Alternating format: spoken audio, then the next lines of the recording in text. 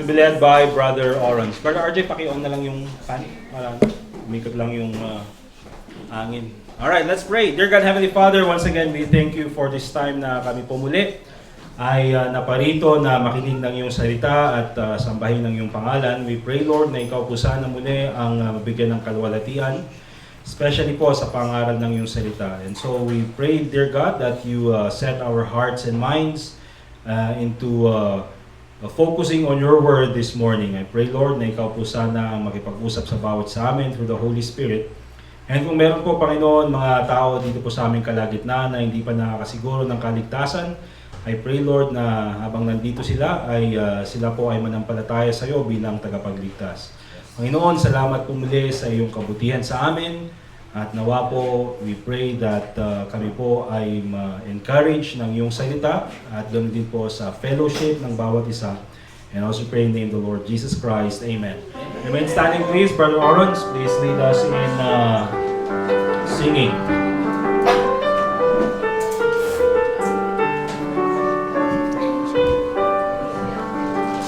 Page 39. Let us sing How Beautiful Heaven Must Be, Amen. Page 39.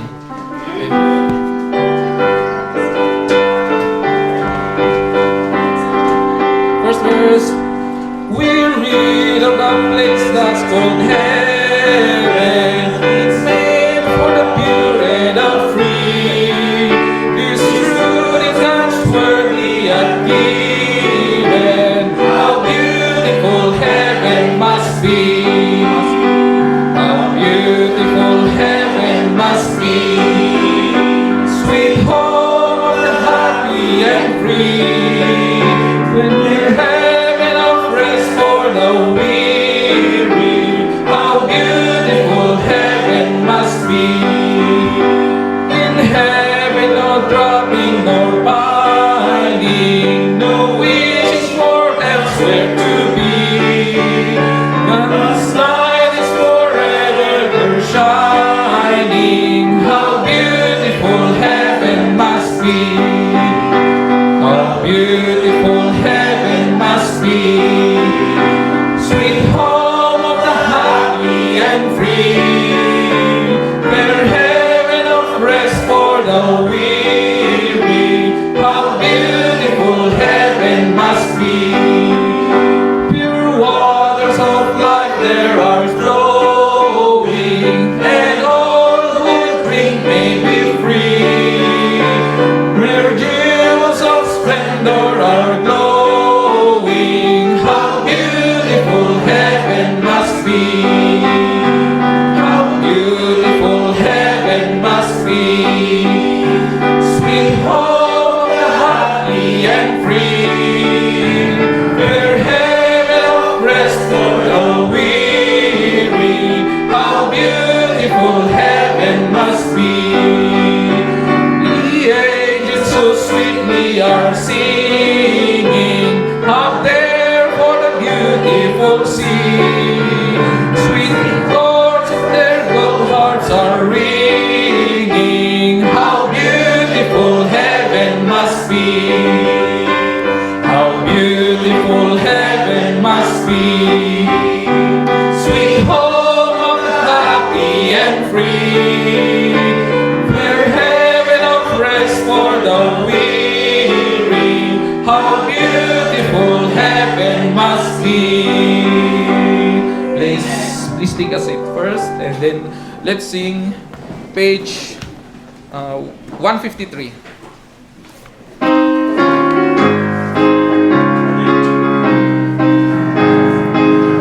First verse. How firm a foundations He says of the Lord is laid for your feet in His excellent word. What more He will say than to you He has said to you. For refuge to Jesus I've fled.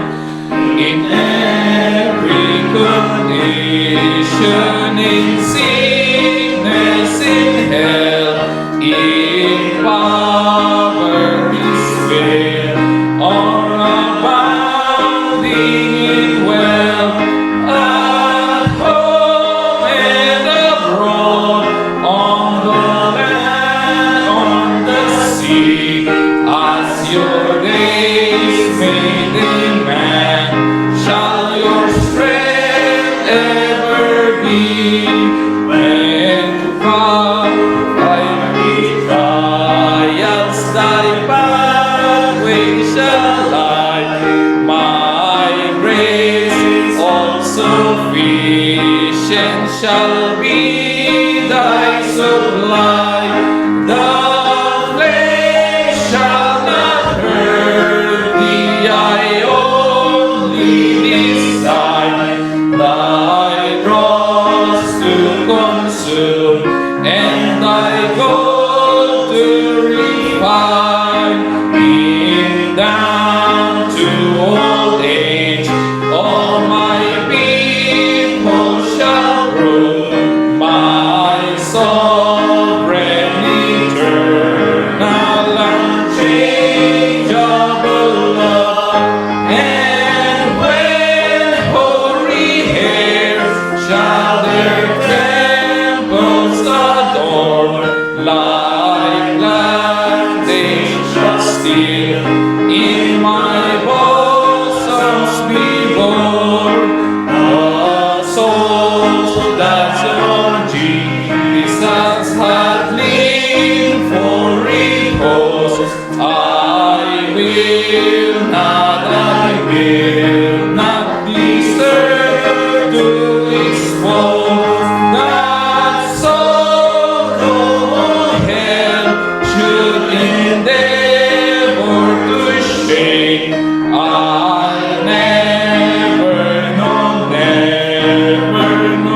never forsake.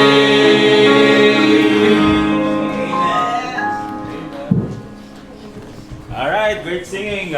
And thank you for leading, Brother Orons. Ngayong oras na ito mga kapatid, let's recognize muna yung mga mag-birthday ng month of July. Sino po yung mga celebrants ng month of July? Kung ang birthday nyo is July, sabihin nyo sa amin para kami ay susugod sa inyong bahay sa araw ng inyong birthday. Hindi, joke lang. Kakantahan lang namin kayo, at least mag-greet namin kayo ng happy birthday, okay? Sino po yung mga celebrants ng July?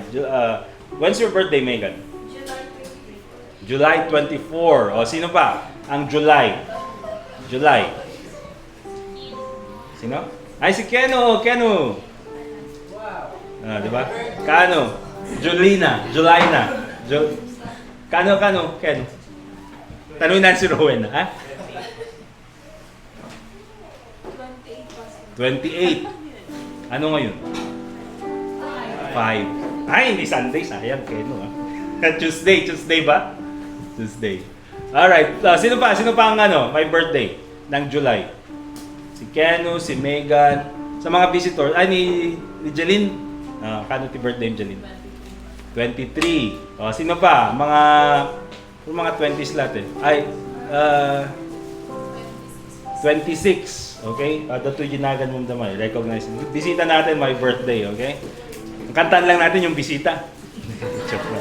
Sino pa? Sino pa ang July? Awanan? Alright. So, sino? Kano birthday mo? 17. Alright. Nagkatot si July Sino pa Adapay ba? Awanan? Sino? Awanan. Okay. Kantaan nga po natin yung mga celebrants natin ng month of July. Alright. All together, happy birthday! Happy birthday to you! Happy birthday to you! Happy birthday! Happy birthday! Happy birthday to you! Alright, okay. Diba? Dito sa church natin, ganun lang. Ayaw rin natin yung sa restaurant na biglang gugulatin ka tapos biglang may birthday. Alright? But also, let's recognize yung mga visitors natin ngayong umagang ito, okay? We have lots of visitors ngayong umagang ito. Nandito si, I think family ito, kaya minsanan na lang. Si,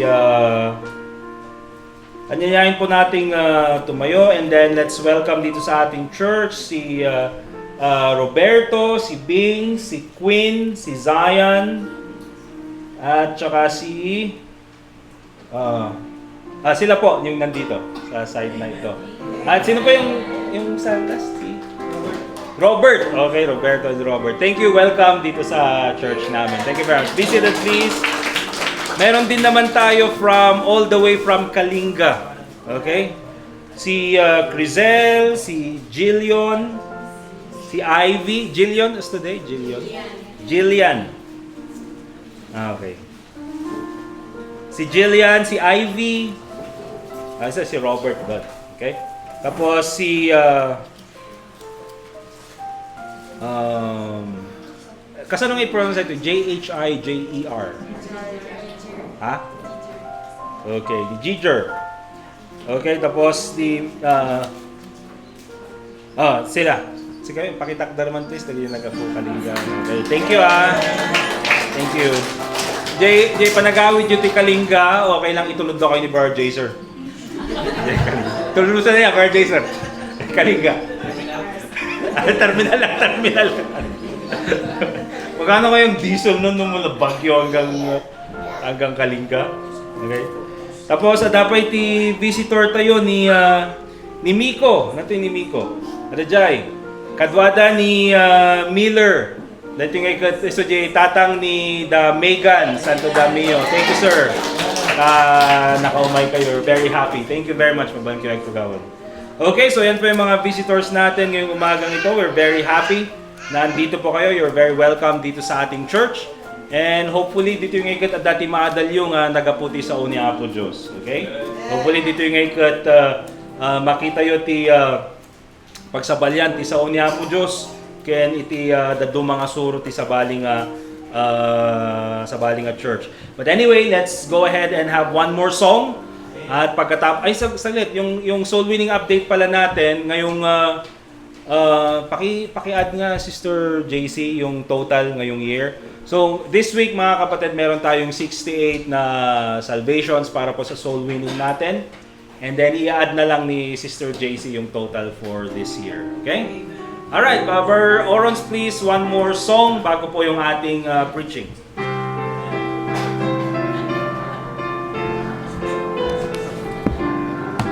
Let's sing Master, the Tempest is Raging, page 136.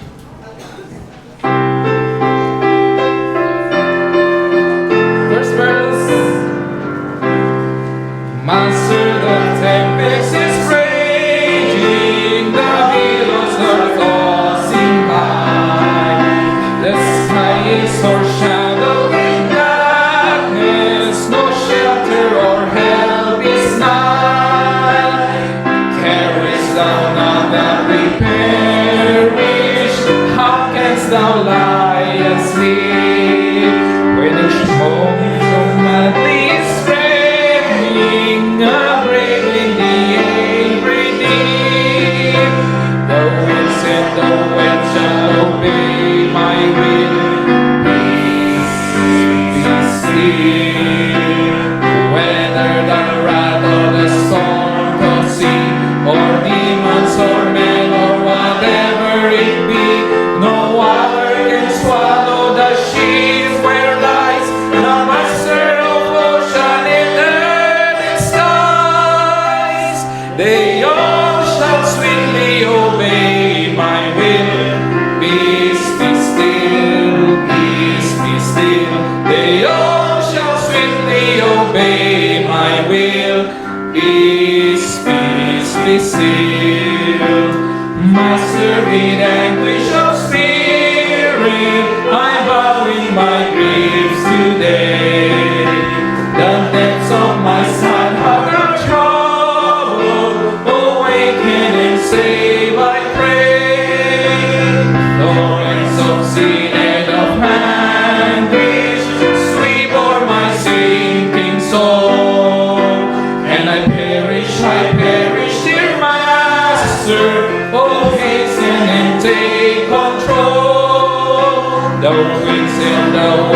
shall obey my will. Peace, be still. Whether the wrath of the storm could see, or demons or men or whatever it be, no water can swallow the ship where lies the master of ocean and earth and skies. They all shall sweetly obey my will. Peace be still, peace be still. They all shall sweetly obey my will. Peace, peace be still. Master, the terror is over. The elements sweetly rest. Earth, sun in the coming is mirrored, and heavens within my breast. Linger, oh blessed Redeemer, leave me alone no more. And with joy I shall make the blessed harbor, and rest on the peaceful shore. The winds and the waves shall obey my will. Peace be still. Whether the wrath of the storm could see, or demons or men or whatever it be, no water can swallow the ship where lies the master of ocean and earth and skies. They all shall sweetly obey my will. Peace be still, peace be still. They all shall sweetly obey my will. Peace, peace be still.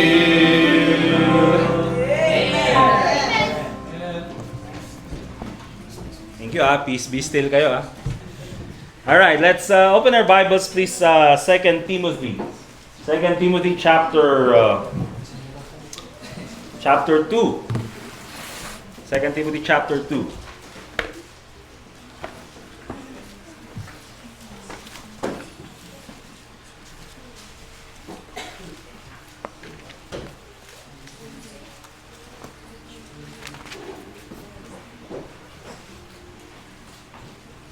Alright, at babasahin ko po ng saglit mga kapatid yung verse 1 hanggang verse 26. 2 Timothy chapter 2, verse 1 hanggang verse 26. Sundan niyo po ako sa pamagitan yung mata. The Bible reads, Thou therefore, my son, be strong in the grace that is in Christ Jesus, and the things that thou hast heard of me among many witnesses, the same commit thou to faithful men, who shall be able to teach others also. Thou therefore endure hardness as a good soldier of Jesus Christ. No man that warreth entangled himself with the affairs of this life, that he may please him who hath chosen him to be a soldier. And if a man also strive for masteries, yet he is not crowned, except he strive lawfully. The husbandman that laboureth must be first partaker of the fruits. Consider what I say, and the Lord give thee understanding in all things. Remember that Jesus Christ, of the seed of David, was raised from the dead according to my gospel, wherein I suffer trouble as an evildoer, even unto bonds, but the word of God is not bound. Therefore I endure all things for the elect's sake, that they may also obtain the salvation which is in Christ Jesus with eternal glory. It is a faithful saying, for if we be dead with him, we shall also live with him. If we suffer, we shall also reign with him. If we deny him, he also will deny us. If we believe not, yet he abideth faithful. He cannot deny himself. Of these things put them in remembrance, charging them before the Lord, that they strive not about words to no profit, but to the subverting of the hearers. Study to show thyself approved unto God, a workman that needeth not to be ashamed, rightly dividing the word of truth. But shun profane and vain babblings, for they will increase unto more ungodliness. And their word will eat as doth a canker, of whom is Hymenaeus and Philetus, who concerning the truth have erred, saying that the resurrection is past already, and overthrow the faith of some. Nevertheless, the foundation of God standeth sure, having the seal, the Lord knoweth them that are his, and let every one that nameth the name of Christ depart from iniquity. But in a great house there are not only vessels of gold and silver, but also of wood and of earth, and some to honor and some to dishonor. If a man therefore purge himself from these, he shall be a vessel unto honor, sanctified and meet for the master's use, and prepared unto every good work. Flee also youthful lust, but follow righteousness, faith, charity, peace, with them that call on the Lord out of a pure heart. But foolish and unlearned questions avoid, knowing that they do gender strifes. And the servant of the Lord must not strive, but be gentle unto all men, apt to teach, patient, in meekness instructing those that oppose themselves, if God peradventure will give them repentance to the acknowledgement of the truth, and that they may recover themselves out of the snare of the devil, who are taken captive by them at his will. And so, ito pa yung magiging lesson natin mga kapatid from 2 Timothy chapter 2. Although ang magiging focus po natin is doon sa verse 1 hanggang verse 4. But if you take a look at this mga kapatid, simula pa lang doon sa verse 1, kasi nga po ang 2 Timothy, 1 Timothy and 2 Timothy, Titus, ito po yung mga tinatawag mga kapatid na pastoral epistles. Okay, so si Apostle Paul, the reason why sinulat niya itong mga talatang mga ito ay para bigyan ng instruction, specifically itong si Timothy, bilang isang batang preacher, bilang isang batang pastor, kung paano niya pastoran yung church sa Ephesus.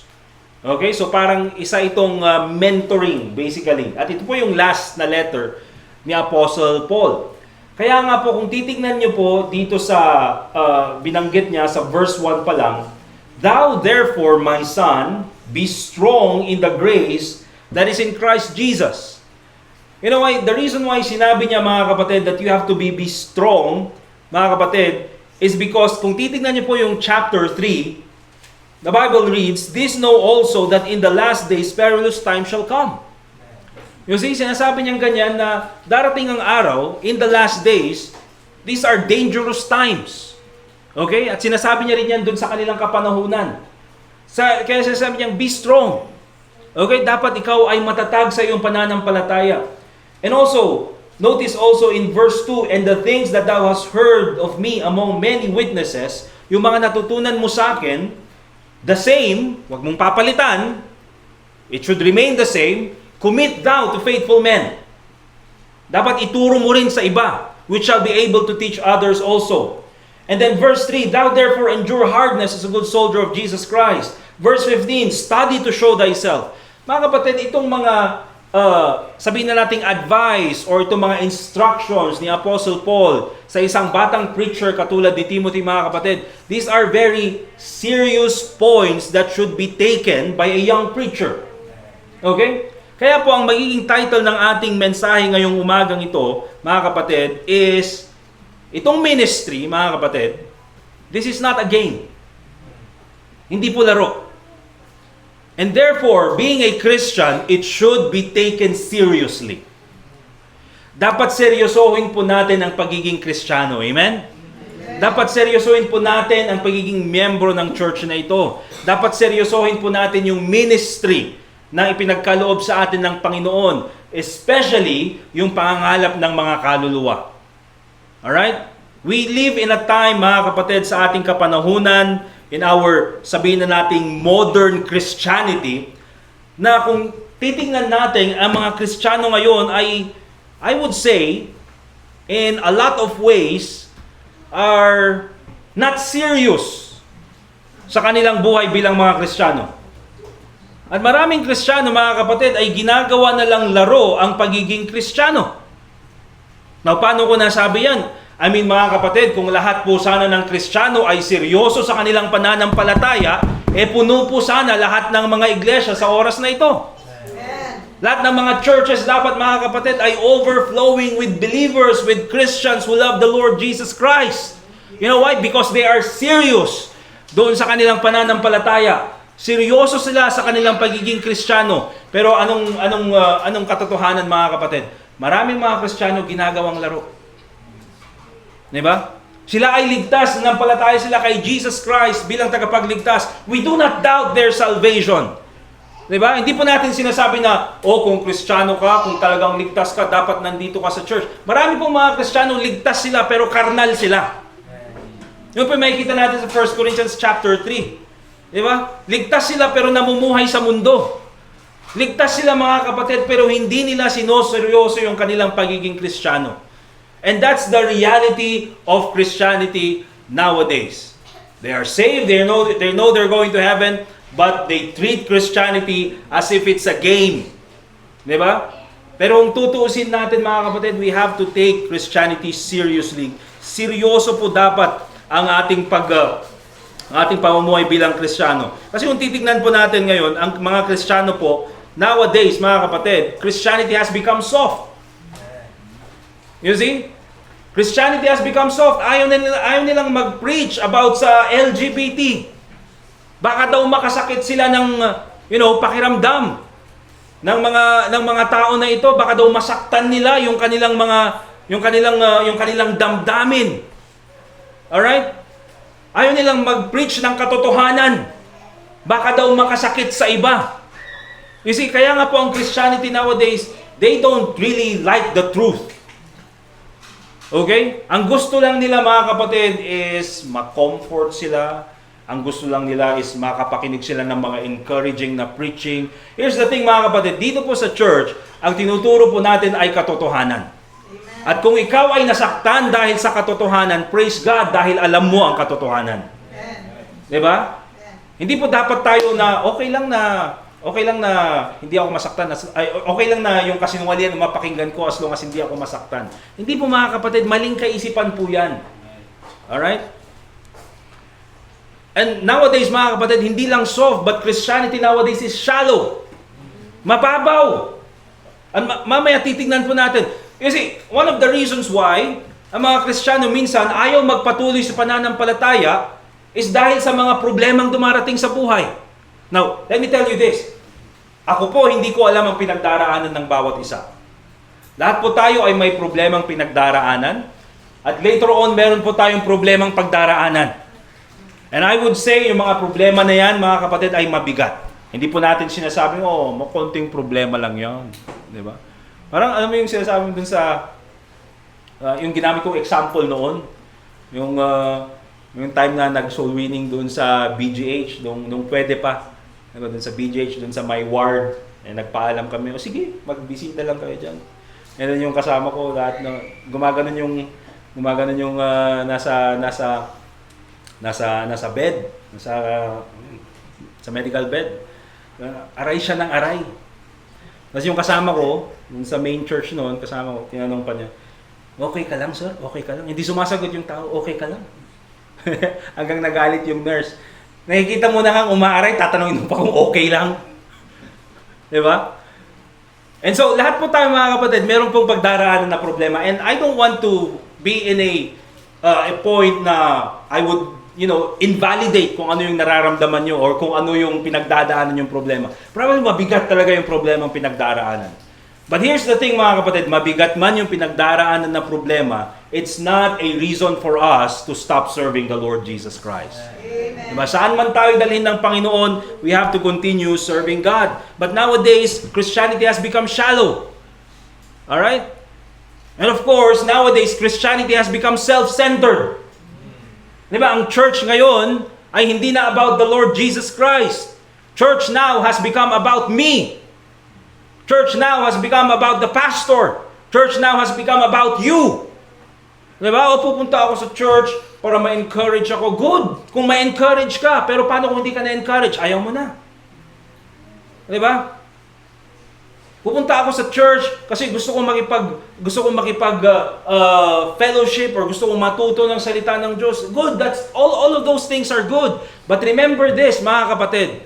Whatever happens, meron man tayong matutunan sa church, hopefully meron, di ba? Dapat tayo may matutunan sa church. Tayo man siguro ay hindi ma-encourage sa church dahil meron yung times na, di ba, pupunta ka sa church pero hindi ka na-encourage. But here's the thing mga kapatid, the reason why we come to church ay hindi po para sa mga bagay na yun. The reason why we come to church is for the Lord Jesus Christ. Amen. Okay? Kasi kung tinitingnan lang natin, para, ma-encourage naman ako, at para ako naman ay, ako. Hindi po mga kapatid. Di ba? Dapat nandito tayo sa church, alang-alang sa ating Panginoong Hesukristo.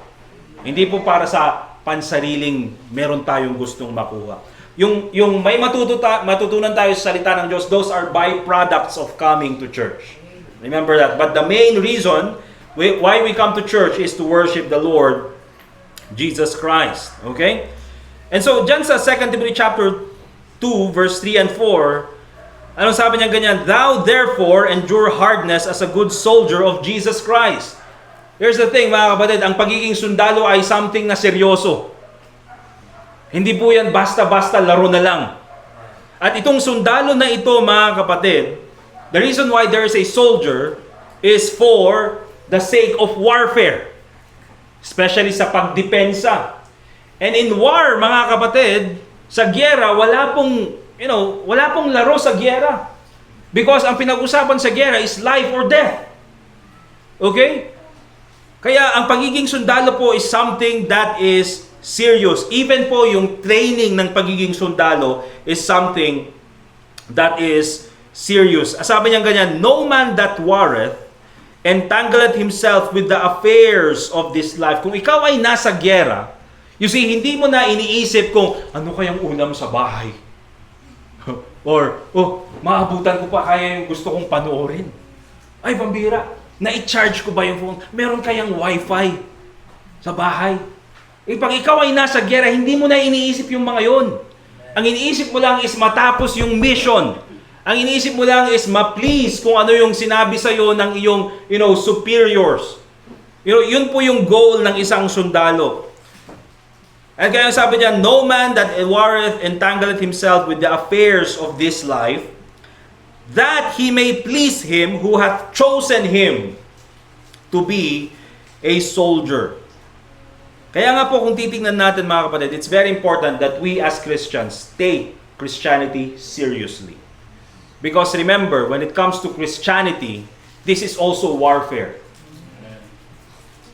Ang sabi ng Bible, we wrestle not against flesh and blood, but against principalities. Diba? Ang daming bagay. Okay? Against the rulers of this darkness. Kaya kung titignan po natin mga kapatid, we have to take it seriously because kung hindi natin seryosohin, remember this, si Satanas seryoso. Seryoso siya mga kapatid na sirain ang iyong pamilya. Seryoso siya na sirain ang iyong buhay. Seryoso siya na as much as he can, pipigilan ka niya para hindi mo maipalaganap ang salita ng Diyos sa ibang tao para hindi sila maligtas. Seryoso sa Satanas, mga kapatid, na gustong sirain ang ating church. Yan po ang ginagawa ni Satanas. He is very serious in his mission. And so bilang mga Kristiyano, we also have to take it seriously. And what does that reveal para sa buhay natin bilang mga Kristiyano? Anong pinapakita nito? Na tayo ay hindi tayo seryoso sa gawain natin bilang Kristiyano. Look at John chapter 9 verse 4. John chapter 9 and in verse 4.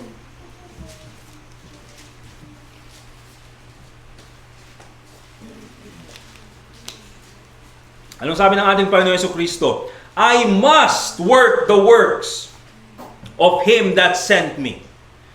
Kasi Jesus Christ, mga kapatid, seryoso siya sa kanyang ministry. Okay? Ano yung focus ng ating Panginoon Jesucristo? Gawin yung gawain ng nagpadala sa akin. Sino nagpadala sa kanya? None other than God the Father. And so God the Son, the Lord Jesus Christ, anong sabi niya? I must work the works of Him that sent me. Kailangan kong gawin yung trabaho. Hindi siya nandito para maglaro. Okay, pumunta si Jesus Christ dito para gawin ang trabaho. Bakit? The Bible reads, the night cometh when no man can work. Even the Lord Jesus Christ, He recognized, mga kapatid, na siya bilang nandito sa kanyang ministry at gagawin niya yung mga gawain na pinapagawa sa kanya ng Panginoon, He had a limited time. Okay? Dahil later on, He would have to go to the cross. The Lord Jesus Christ realized that. And remember this, tayo bilang mga mananampalataya, limitado rin yung oras natin. Hindi po tayo palaging nandito. Darating po yung oras, mga kapatid, na tayo ay kukunin ng Panginoon. Kaya habang kaya pa natin, pagsilbihan natin ang Diyos. Habang kaya natin, let us go and share the gospel. Darating yung panahon, mga kapatid, mga young people, mga katulad ko, na nasa sa 30s pa lang, darating yung panahon na hindi na natin kayang gawin yung mga ginagawa natin noon. 'Di ba? Na darating yung time na ngayon pa nga lang palaging masakit yung likod. 'Di ba? How much more pagka, mas nadagdagan na yung edad natin. Kaya habang kaya pa natin, as long as we have time, let's take it seriously and do the work that the Lord Jesus Christ hath given to us. Okay? Now, dito sa mga pointers natin, magbibigay lang ako ng 4 yung nakalagay dito, pero siguro for the sake of time, gawin nating 3. Okay? Mga bagay so that we will take our ministry seriously. Para seryosohin natin yung ating buhay bilang mga Kristiyano. What's the first thing that we should do? Number 1, let us go back to the fundamentals. Go back to the basics. Get back to basics, basically. What's the reason why we have to go back to the basics? Because here's the thing, mga kapatid, marami sa atin, we have forgotten our identity. Nakalimutan natin kung sino tayo. Di ba? Marami sa atin matagal nang ligtas, matagal nang nanampalataya kay Jesus Christ.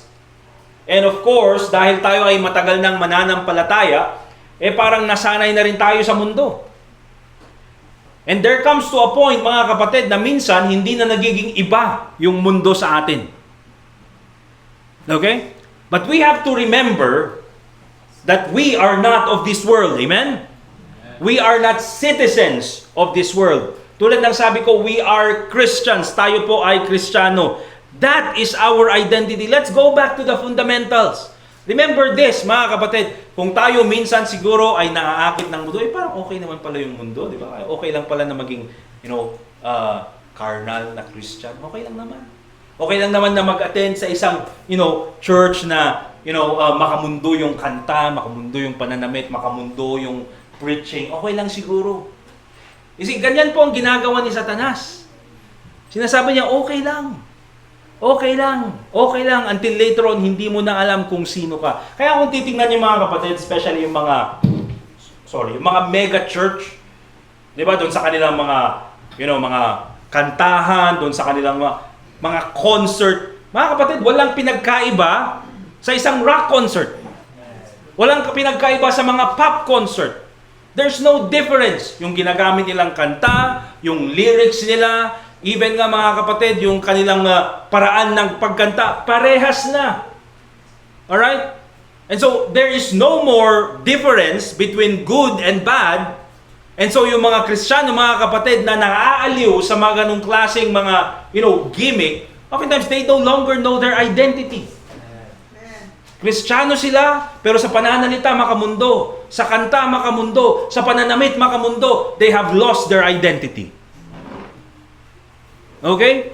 And so we have to get back to basics. We have to go back to the basics. Let's go to Jude, verse 3. Alam po tayo mga kapatid, Kristiyano tayo.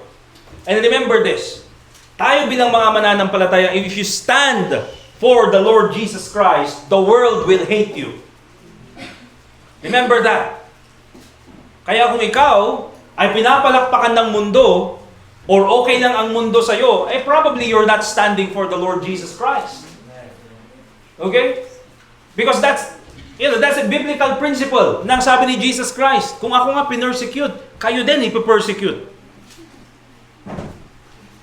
And sabi din sa Jude verse 3, Beloved, when I gave all diligence to write unto you of the common salvation, it was needful for me to write unto you and exhort that ye should earnestly contend for the faith which was once delivered unto the saints. Remember this, mga kapatid, tayo po bilang mga Kristiyano, we are Christians. Tayo po ay nanampalataya kay Jesus Christ bilang tagapagligtas. Amen? And that's why you are saved. Amen po? Dahil ikaw ay nanampalataya kay Jesus Christ. So, we are Christians because the Lord Jesus Christ saved us. Nanampalataya tayo kay Jesus Christ. But remember this, there's also a reason why we are Baptists. Naintindihan mga kapatid? There's also a reason why tayo po ay Baptist. Okay? Parang ano yan mga kapatid? Parang brand. Okay? Parang brand, for example, soft drinks. Marami pong soft drinks. Di ba? Marami pong klaseng soft drinks. Pero merong Coke, merong Pepsi, ano ba? Merong RC. Ang daming brand. 'Di ba? And lahat ng brand na 'yan may pagkakaiba. Lahat sila soft drinks. Pero lahat sila may pagkakaiba. Kasi mga kapatid, maraming mga churches, they claim to be Christians. Okay? But there's a reason why we are a Baptist. Because historically mga kapatid, ang Baptist po ay naniniwala sa mga specific na doctrines na hindi po tinuturo ng iba. And so, very important na makita po natin, sabi ng Bible, dun sa Jude verse 3, sabi niya, "Beloved, when I gave all diligence to write unto you of the common salvation." So, unang-una mga kapatid, tayo po, we are Christians because we are saved by grace through faith. Amen? Nanampalataya tayo kay Jesus Christ. That's common. Ibig sabihin, ako nanampalataya kay Jesus Christ bilang tagapagligtas, that's why I know I'm going to heaven. And the same is true for you. Amen? Hindi ka pupunta ng langit dahil, nagpabautismo ako. O ako ay member ng Baptist Church. Or ako ay, mabait na tao. That is not what we teach. That is not the common salvation. The common salvation is that by grace through faith in the Lord Jesus Christ. Okay? And ang sabi niya ganyan, that was once delivered unto the saints. Kaya sabi niya, earnestly contend. Dapat natin pinaglalaban ang pananampalataya natin. And then sabi niya, once delivered to the saints. Kaya tayo po mga kapatid, ang ating pananampalataya hindi po nagbabago. Kaya kasi sabi ng Bible, once, isang beses lang. Yung doctrine na tinuturo natin mga kapatid, isang beses lang yan binigay ng Panginoon by giving us His Word. Okay? Wala nang dagdag, kaya hindi po nagbabago ang ating pananampalataya. Yung iba yung pananampalataya. That's why mga kapatid tayo, parehas yung pananampalataya natin with the apostles. That's why our doctrines is called the apostles' doctrines. You know why? Because it was once delivered to the saints. Walang pagbabago. Okay? And so tayo bilang mga Baptists, what do we believe? Huwag po natin kakalimutan mga kapatid. The inspiration and preservation of the Word of God. Okay, naniniwala po tayo specifically, kahit na anong sabihin ng kahit sino mang congressman dyan, di ba? Na tayo mga kapatid, we believe in the inspiration and the preservation of the King James Bible. That is what we believe as Baptists. Of course, we believe in salvation by grace through faith alone. Not by works. Yan po ang pananampalataya, yan po yung pinapaniwalaan natin. Kaya dito sa church, okay, kung sa mga bisita natin, kung ikaw ay, hindi mo pa alam na ikaw ay pupunta ng langit pag ikaw ay namatay, dito sa church namin, ang tinuturo namin is kailangan mo lang manampalataya kay Jesus Christ. Kasi ang sabi ng Bible sa John chapter 3 verse 16, "For God so loved the world that He gave His only begotten Son, si Jesus Christ." And sabi niya, that whosoever believeth in Him, sino man ang manampalataya sa Kanya. Hindi niya sinabing, sino man ang maging member ng church, or magpabautismo, or gumawa ng tama, or sundin lahat ng utos ng Panginoon. Ang sinabi ng Bible, sino man ang manampalataya kay Jesus Christ should not perish, hindi na mapapahamak sa impyerno, but have everlasting life, kundi siya ay mapupunta sa langit. Yan po ay, mga kapatid, yan po ay turo ng Bible, hindi po yan turo ng Baptist. Amen. Those are Bible doctrines, not Baptist doctrines. Pero of course, yung mga Baptist, yan po yung tinuturo natin na paraan ng kaligtasan. Because it's a Bible doctrine. Okay? Also mga kapatid, we believe, of course, yung believer's baptism. Na ang tao, pagkatapos niyang manampalataya kay Jesus Christ, ang kalooban ng Panginoon sa kanya, siya ay magpabautismo. Because ito po yung unang paraan, unang step of obedience sa ating Panginoong Jesucristo. We also believe in the autonomy of the local church. Okay? Kaya po yung church natin, mga kapatid, although meron tayong main church, dahil tayo nga po ay mission. Diba? Ang main church natin is nandun sa Apugan, doon sa Luacan. Dahil tayo ay mission, for the sake, mga kapatid, na dahil tayo ay sinusuportahan ng church doon sa Apugan, kaya when it comes to some decisions, especially yung major decisions, kailangan kong tanungin yung ating pastor doon sa Apugan, si Pastor Randy, pag major decisions, di ba? Pero basically, mga kapatid, later on, pag tayo na po ay na-organize, tayo na ay naging independent, even po yung main church na nag-send out sa atin, hindi na tayo pwedeng pakialaman because we are already independent. At tayo bilang church, hindi rin natin sila pwedeng pakialaman because they are an independent church. At maraming Baptist churches dito sa paligid natin na hindi natin pwedeng pakialaman. Bakit? Because they are independent. Okay? And what's the reason why maganda yung pagiging independent?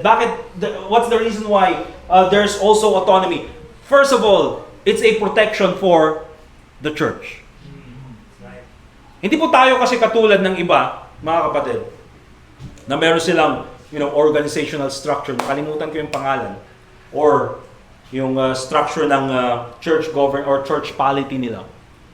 Or church governance nila. Alam mo na parang silang may head office. Parang Catholic Church, for example, meron silang Vatican. Alright? INC, ganun din. And yung, I think CCF, ganun din. I think karamihan ng mga churches, ganun yung ginagawa nila. Alright? Basically, there's no autonomy. Diba? Na pwede nilang sabihin, for example, sa head office, ganitong, lahat ng mga churches natin, diba? Na kaanib doon sa ating grupo, lahat ituro nyo tithes. Kasi kailangan natin ng budget.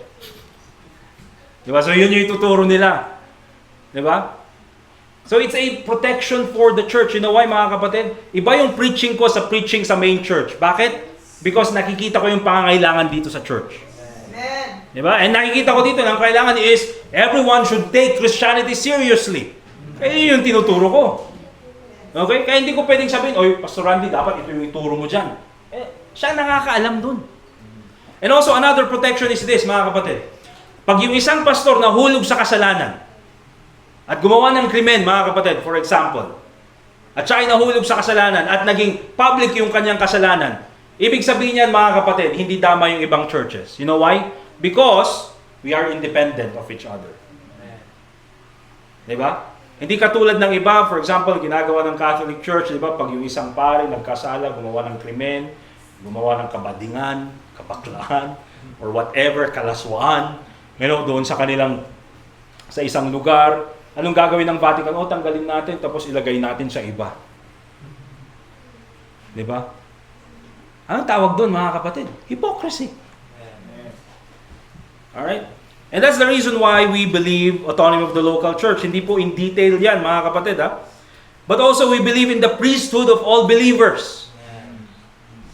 Tayo po, mga kapatid, bilang mananampalataya, we can go directly to the Lord Jesus Christ. At tayo ay manalangin at humingi ng tulong sa Kanya. Bakit? Because once na nampalataya kay Jesus Christ, ang sabi ng Bible, ang number one high priest natin is walang iba kundi ang ating Panginoong Hesukristo.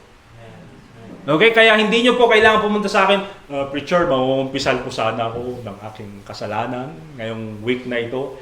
Sige, anak, anong kasalanan mo? Magsimula ka sa oras na ito. Wala po, mga kapatid. You know why? Because ang priest natin is the Lord Jesus Christ. And of course, ito po, we believe in soul liberty, separation of church and state. Those are the things we believe in. And the reason why binabanggit ko ito is you have to remember you are a Baptist. And you know what, mga kapatid? The reason why we have freedom to preach the Word of God, the reason why meron tayong pangalan na Baptist is because before, hundreds of years ago, many people have died for those doctrines. Maraming tao namatay for the Bible, for the Word of God.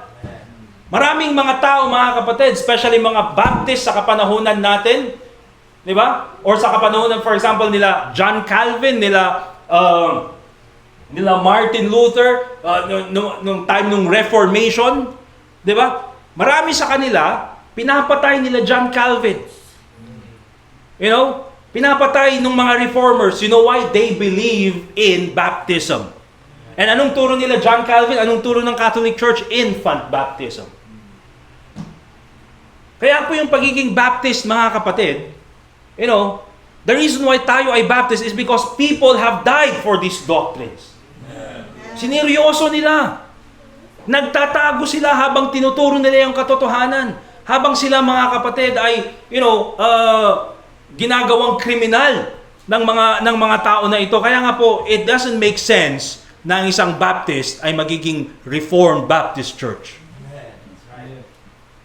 Baptist, pero yung turo nila, John Calvin.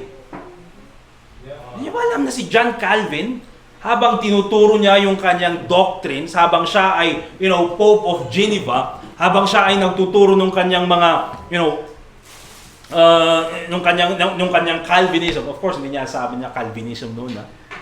Habang tinuturo niya yung kanyang mga doctrines, mga kapatid, at the same time, he was persecuting people who were baptizing.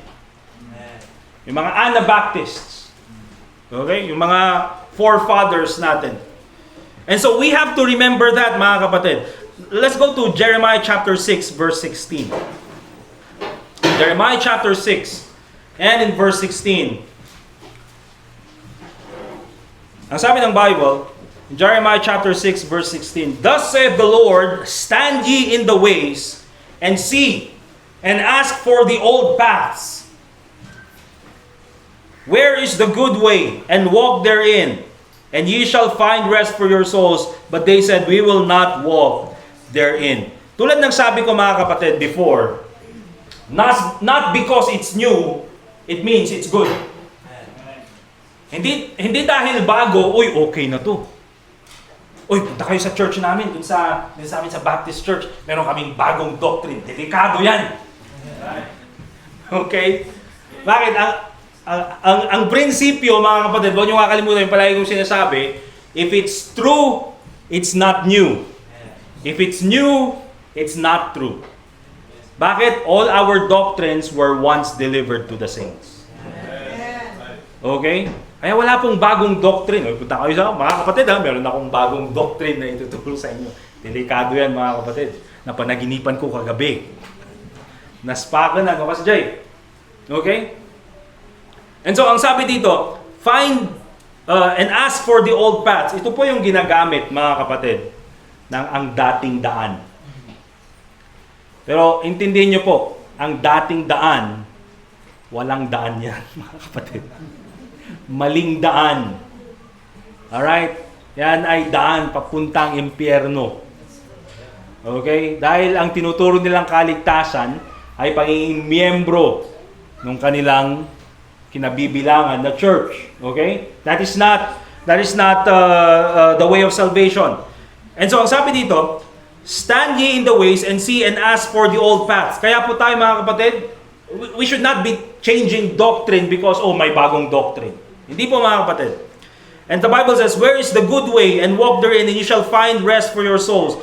But they said, we will not walk therein. So, maganda na nasa tama tayong turo, mga kapatid. Pero ang problema dito sa Jeremiah chapter 6, verse 16, alam nila that the old paths are good.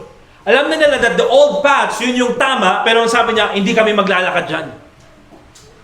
We will not walk therein. Ano ibig sabihin niyan, mga kapatid? Katigasan ng ulo. They have forgotten who they are. Okay? That's why this is not a game. You have to take the ministry seriously. You're a Christian, you're a Baptist, go back to the basics. Maraming mga tao namatay. They were serious of their beliefs. At tayo bilang mga Kristiyano, we should also be serious in our beliefs. Okay? Number 2, para po tayo ay we will be serious sa ating pananampalataya. Okay? Number 2, get your priorities right. Okay? Get your priorities right. And what do I mean by that? There is more to life than your problems. Okay? May mga problema po ang bawat sa atin. Okay? May mga problema po ang bawat sa atin. May mga pinagdaraanan po ang bawat sa atin. Pero hindi po yan rason na tayo ay titigil sa pananampalataya. Amen. Okay? Yes, we should prioritize na isolve yung problema natin. But here's the thing, mga kapatid. The only person who can give you the solution to the problem is none other than the Lord Jesus Christ. So it doesn't make sense na kapag may problema, iiwanan ang gawain or iiwanan ang pananampalataya. It doesn't make sense. Bakit? Iniwan mo yung tao na makakapagbigay sa'yo ng solusyon sa problema mo. Di ba? Let's go to Numbers chapter 11. At ito po ay probably parang reflection po ng I would say katayuan ng maraming Kristiyano sa panahon natin.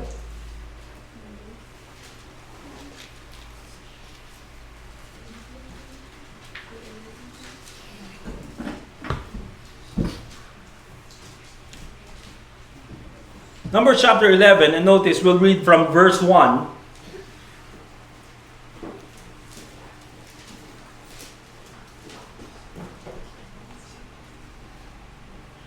And the Bible reads, "And when the people complained, it displeased the Lord, and the Lord heard it, and his anger was kindled, and the fire of the Lord burned among them, and consumed them that were in the uttermost parts of the camp."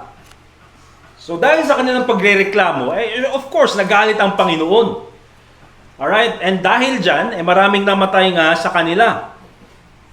And verse 2, "And the people cried unto Moses, and when Moses prayed unto the Lord, the fire was quenched. And he called the name of the place Taberah, because the fire of the Lord burnt among them." Pero hindi natuto, mga kapatid. Nag-complain sila, at maraming pinaslang ang Panginoon. Pero hindi natuto yung mga tao eh. Alright? The Bible reads, verse 4, "And the mixed multitude that was among them fell a lusting." Okay? Kasama po yung mga, ito po yung mga hindi talaga, galing sa Egypt. Ito yung mga nakimix na lang sa kanila. Fell a lusting, and the children of Israel also wept again and said, "Who shall give us flesh to eat?" So dahil nag-complain yung mga kasamahan nilang mixed multitude, yung mga Jews din, yung mga Hebrews, ay nag-complain na rin sila. Ang sabi nilang ganyan, sino magbibigay sa amin ng karne? Diba? Puro na lang mana, puro na lang tinapay, puro na lang yan yung kinakain namin. Gusto rin namin ng meat. Diba? Siguro itong mga to, puro valley bread na lang. Diba? Puro mana, valley bread. Nagbigay nga ng, may bread to. Pero bread pa rin. Reklamo pa rin. Mga kapatid, yung mana na yan, hindi po yan basta-basta na bread. Galing po yan langit. Yung bread talk, masarap. Amen? Galing lang yan ng SM. Masarap na yun, Yung mana, hindi pa yung galing ng SM, galing langit. I would say, yung bread na galing langit, mas masarap, mas masustansya, mas healthy. Diba? Pero sabi nila, ayaw na namin nun. Diba? Nakakasawa na rin. Gusto rin namin ng karne. Who shall give us flesh to eat? Alright? And so makikita nyo dun, mga kapatid, yung focus nila. Hindi na lang sila makapagpasalamat sa Panginoon na hindi na sila slaves sa Egypt. Hindi na sila makapagpasalamat na hindi na sila nandun at pinapahirapan ng mga Egyptian. Hindi na sila magpasalamat at patungo na sila sa promised land. Hindi na sila magpasalamat at meron silang pagkain na binibigay ang Panginoon. Nagawa na lang nilang magreklamo. Di ba? And so, anong nangyari? Ang sabi ng Bible sa verse 5, ano pang sabi nila? "We remember the fish which we did eat in Egypt freely. The cucumbers, and the melons, and the leeks, and the onions, and the garlic, Verse 6, but now our soul is dried away. There is nothing at all beside this manna before our eyes. Diba? Moses, nung nandun kami sa Egypt, may ano kami, flying tilapia, di ba? Meron kaming bangus. Di ba? Ang sarap ng pagkain namin. Hindi lang yun meron pang cucumber. Di ba? Ang sarap nun. Hindi lang yan. Meron pang boy bawang. Di ba? Garlic, sabi. And then onion. But again, mga kapatid, nung andun sila sa Egypt, sila ay alipin. Okay? Alipin sila. They have no rights. Pag magkakaroon sila ng anak, yung anak nila, alipin din. Pero ano sabi nila? Mas bubuti pa sa Egypt? Mas okay pa? What do you see there, mga kapatid? This is the kind of Christianity that is self-centered. Di ba? Na ang daming pwedeng ireklamo sa buhay, pero hindi nila makapagpasalamat sa Panginoon na siya iniligtas ng Diyos. Di ba? Marami pong problemang bawat sa atin. I would say that, tulad ng sabi ko, we do not invalidate it. But remember this, ang pinakamalaking problema natin, mga kapatid, ay sinolve na ng Panginoon. At I would say na kahit na ang dami nating problema, dapat ipagpasalamat pa rin natin na tayo niligtas ng Diyos. Amen? And so yan po yung nagiging problema sa marami sa atin, mga kapatid, sa maraming Kristiyano. Remember, there is more to life than your problems. Wag na lang palaging problema ang nagpapatakbo sa buhay. Okay? Let's go to Matthew chapter 6 verse... let's go to Matthew chapter 3. Verse 13 to 14.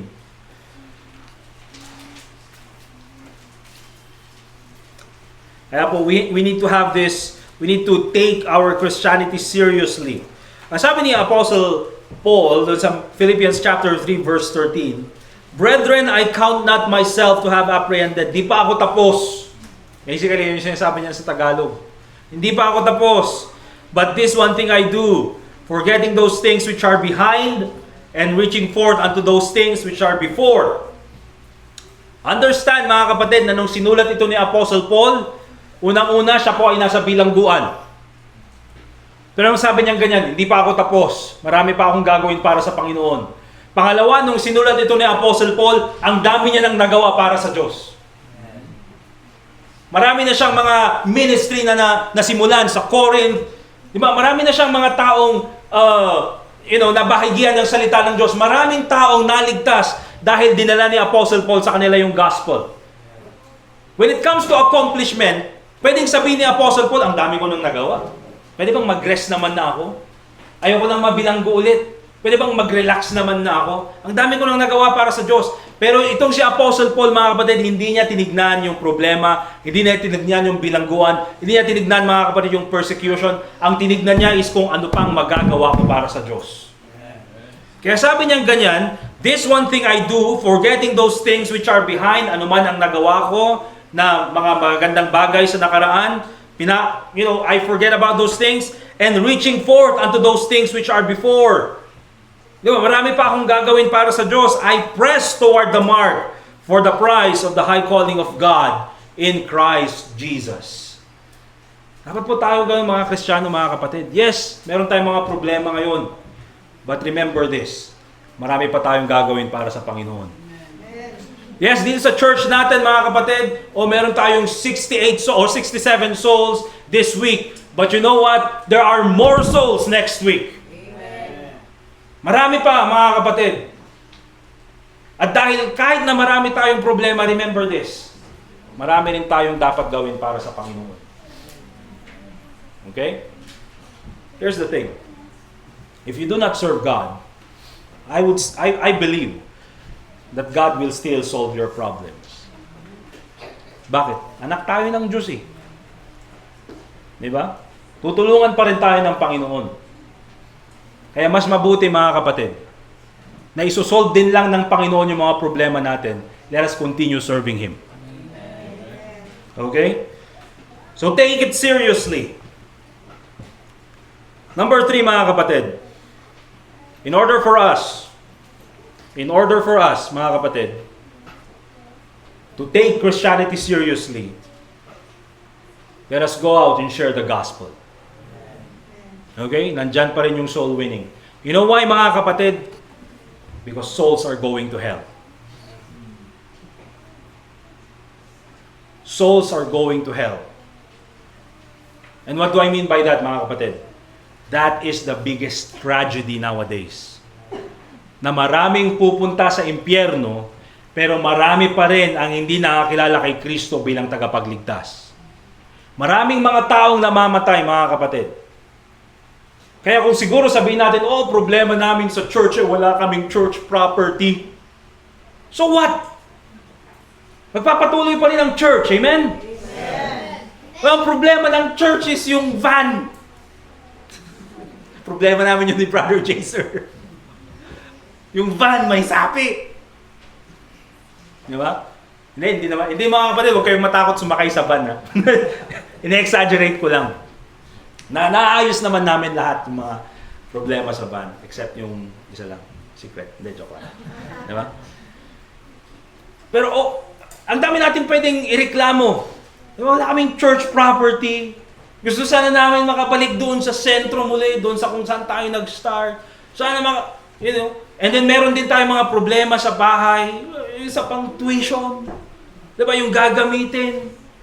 Marami pong mga problema yung mga yan, mga kapatid. We do not invalidate all those things. But you know what? The greatest need of this world is none other than the Lord Jesus Christ. Amen. The truth is, people are going to hell.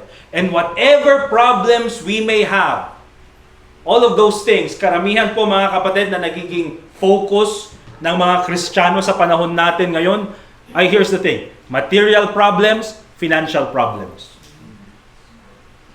But here's the thing, anong sabi ng Bible? What shall it profit a man if he gain the whole world and lose his own soul?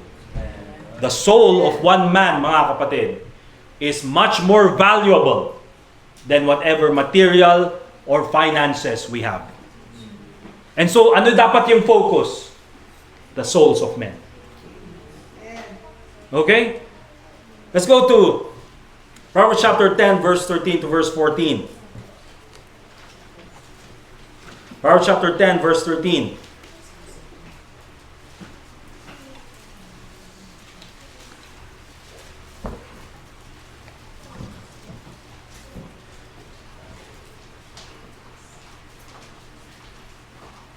And the Bible reads, "For whosoever shall call upon the name of the Lord shall be saved." Praise God, maraming naliligtas. Okay? But also, ang sabi ng Bible, "How then shall they call on Him whom they have not believed?" Okay? So, ang tao tatawag sa pangalan ng Panginoon dahil sila ay nanampalataya kay Jesus Christ. "For with the heart man believeth unto righteousness, and with the mouth confession is made unto salvation." Ito sa mga nagsasabi, yung Romans chapter 10, yung sinner's prayer, it's an obscure doctrine. Mga kapatid, calling on the name of the Lord ay binanggit na in the book of Genesis. Okay? And men began to call on the name of the Lord. Even si Abraham called upon the name of the Lord. Kaya hindi po ito obscure doctrine. But hindi po yan yung topic. Okay? Sabi ng Bible, "How shall they call on Him whom they have not believed?" But also notice this, "And how shall they believe in Him whom they have not heard?" Paano nga mananampalataya ang tao kung hindi niya napakinggan yung gospel? And then here is the link, mga kapatid. Here is the problem. "And how shall they hear without a preacher?" Paano sila makakapakinig ng ebanghelyo kung walang mangangaral sa kanila? At yung mangangaral na yan, mga kapatid, ay walang iba kung hindi ikaw. You know why?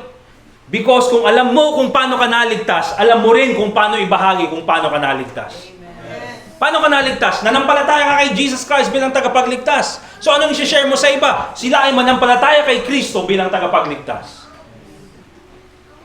Okay? That is the greatest need. Remember, mga kapatid, yan po yung pinakamalaking pangangailangan ng mundo. And I would say this, the reason why it's very important for us, especially mga Kristiyano, believers to always be active in soul winning as much as we can have. Hindi ko po sinasabing everyday na mag-soul winning tayo. Di ba? Meron po tayong mga trabaho na kailangan gawin. Kailangan mo rin magpahinga. Kailangan mo rin, matulog.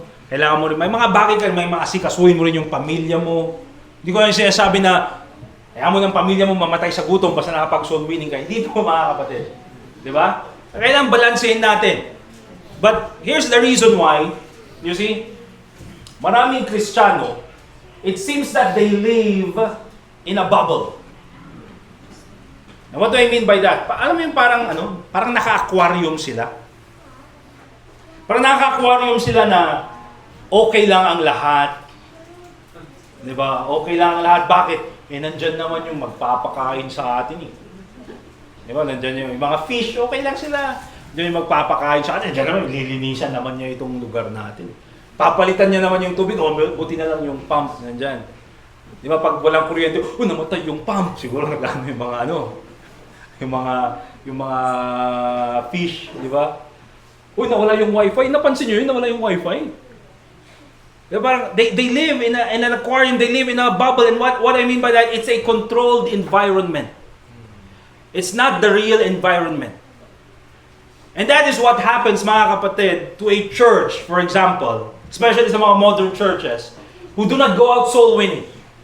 Ang akala nila, everything is okay. Bakit? We have yung ating facilities. Nandiyan naman yung preacher natin, hayaan mo siya nang mag-soul winning. Okay naman ang lahat. Di ba, walang problema. Pinuprovide ng Panginoon yung pangangailangan natin. Okay naman lahat. They live in a bubble, mga kapatid. But when you go out soul winning, pumunta ka sa Burnham, pumunta ka sa iba't ibang lugar, at nakita mo, mga kapatid, na ang dami pang mga tao na hindi nakakilala kay Kristo bilang tagapagligtas, then you know the reality that people need the Lord. Amen. Di ba? Bakit? Kasi nakita mo eh. Kasi napakinggan mo na hindi nila kilala si Kristo bilang tagapagligtas. Pero karamihan ng mga Kristiyano, okay na sila dyan, okay na. And then, dito lang naman yung church, pwede naman silang pumunta sa atin kung kailangan nila tayo. Yes, kailangan nila ang church. But the Bible says, go and share the gospel. Ano yung sinabing, wait for them to come in and then you share the gospel. Hindi po, mga kapatid. Get serious about evangelism. Bakit? Souls are going to hell. Kaya remember this, mga kapatid. This congregation, I love, mga kapatid, na tayo po ay nagfe-fellowship. I love, mga kapatid, na tayo po ay, hindi ko naman sinabing, dapat seryoso tayo lahat, bawal tumawa. Hindi yun yung sinasabi ko, mga kapatid. Di ba? I love na tayo po ay may fellowship. I love na tayo ay may food fellowship. Amen? I love na tayo po ay nagkwekwentuhan, nagkukulitan. Maganda po yung mga bagay na yan. But remember this, mga kapatid, this congregation, this church is here today not to be comfortable. We are here to learn and to be equipped and to be sent to do the work of the Lord Jesus Christ. Amen? We have to be serious. Yung ating Baptist heritage that we have received, our convictions, our doctrines, remember that our identity, many people died because of that. They took it seriously. Kaya it's very important, mga kapatid, that as much as we can, habang buhay pa tayo, let us serve God. And when we serve God, let's give our best. Ibigay natin yung best natin. Okay? Ibigay natin yung 100% natin. Habang kaya natin, remember, mga kapatid, this world is not impressed by a comfortable Christian. But remember this, it cannot ignore a serious Christian. Diba? Pag ikaw ay Kristiyano, na linalaro mo lang yung pagiging Kristiyano, anong tingin sa'yo ng mundo? Ay katulad lang siya ng mga ibang Kristiyano. But if you are a serious Christian, then they will not ignore you. They will hate you, but they will know the truth. Because you took it seriously. Amen? I remember, this is not a game. Hindi po laro ang pagiging Kristiyano. This is something that we take seriously. Ang pagiging Baptist, hindi po yan laro. Okay? Ang pag-share ng gospel, it's not a game. we take it seriously. Amen? Let's pray. Dear God, Heavenly Father, once again, we thank you for this time na kami po ay nakapakinig ng iyong salita. Muli po, Panginoon, we pray na bawat isa po sa amin ay makagawa ng commitment na kami po ay maging seryoso sa aming buhay bilang mga mananampalataya. Kami po, Panginoon, ay magpatuloy sa aming buhay bilang mga mananampalataya kahit po may mga problemang darating. At ganun din po, Panginoon, kami po ay patuloy na mangalap ng mga kaluluwa para po sa pagpapalagana pa ng iyong ebanghelyo. And so I pray, Lord, na sa oras na ito, sa mga gagawa po ng commitment, I pray na bigyan mo po sila ng lakas ng loob, bigyan mo po sila, Panginoon, ng also the opportunity na maipakita itong commitment na ito at tulungan mo po sila, Panginoon. Tulungan mo po kami na seryosohin po namin ang aming buhay bilang Kristiyano. Panginoon, itong mundong kinalalagyan po namin ay nagpapatupad po ng mga batas na hindi po naayon sa iyong salita. But I pray, Lord, na kami po bilang mga mananampalataya ay patuloy po pa rin sa pananilbihan sa inyo. So, tulungan mo po kami sa aming mga kahinaan at ganoon din po sa mga commitment na gagawin ng bawat isa. Sa pangalan ni Jesus, let's continue to pray, mga kapatid. At tulad ng palagi nating ginagawa, let's make a commitment this day. Gawa tayo ng commitment na tayo po ay magiging serious sa buhay natin bilang mga Kristiyano. Okay? At ganoon din po, mga kapatid, kung meron po mga tao dito, meron po mga bisita na hindi po nakakilala kay Kristo bilang tagapagligtas, ito po yung oras na ikaw ay manampalataya kay Jesus Christ. Okay?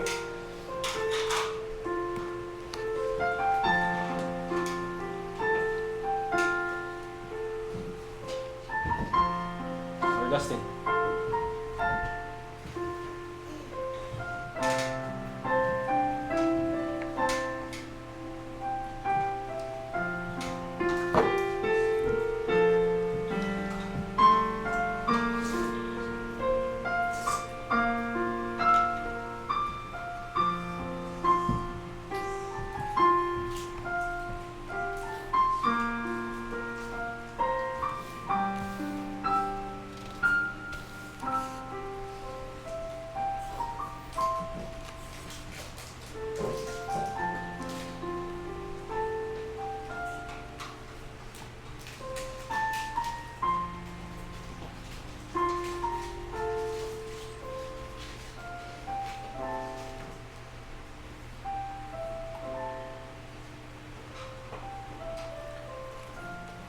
Dear God, Heavenly Father, once again, we thank you for this time na kami po muli ay nakapagbigay po ng aming mga panalangin, ng aming mga requests sa inyo. Lord, once again, we pray that you continue to bless each and every one of us as we continue to serve you. At ganoon din po sa pagpapatuloy namin. Lord, thank you for the visitors that we have this morning. And we also pray, Lord, for the offering that we're about to give. Panginoon, nawa po ito ay maging blessing sa church, nawa po ito ay magamit po para sa iyong kalwalatian. And I pray that you continue to bless yung mga pagbigay. At ganoon din po, Panginoon, sa mga hindi pa makapagbigay ngayon, continue to bless them that they may be able to participate also sa ministry ng giving. So, thank you, Panginoon, sa iyong kabutihan sa amin. Once again, we also pray in Jesus' name, Amen. Let's prepare po yung ating mga offering, mga tithes and offering. May envelope po sa likod. Ano po si Brother Edgar para magbigay ng mga envelope.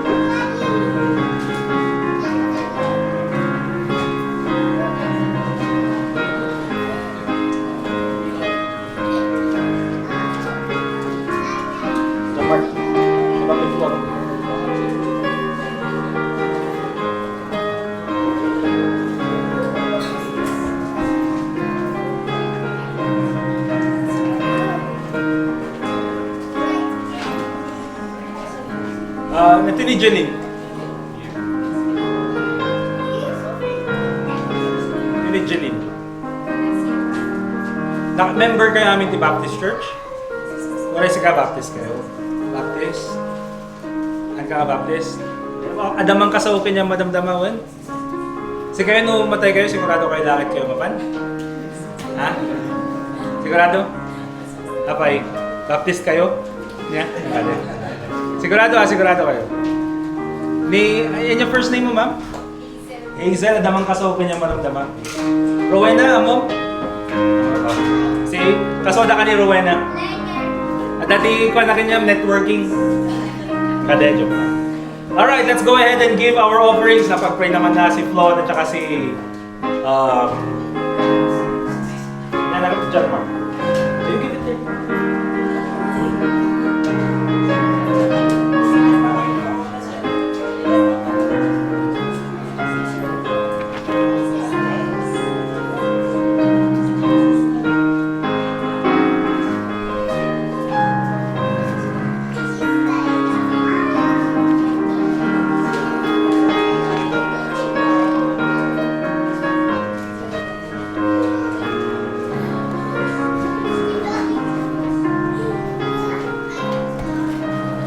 Alright, once again, thank you po sa mga bisita natin. Thank you for being here. At sinamahan nyo kami. And, ape ito kayo, agiskwila kayo ba dito yung Baguio? Or nag-visit kayo? Nag-visit lang, okay. But also, thank you din sa mga all the time nandito. Hindi po kami nagsasawa sa inyo. Thank you at nandito kayo and I hope that we'll enjoy our fellowship later on. Let's all stand up please. Let's get our songbooks. And we'll have one more song. Pagkatapos po ng ating closing prayer, we'll ask si Brother Hector para po sa ating closing prayer. For our closing song, let's sing Till We See Christ. Asan yun? Oh, sorry, Till We See Christ. When We See Christ. Mali. When We See Christ. Asan yun? When We See Christ. Song number 81. Song number 81. Yan. Take it seriously, When We See Christ.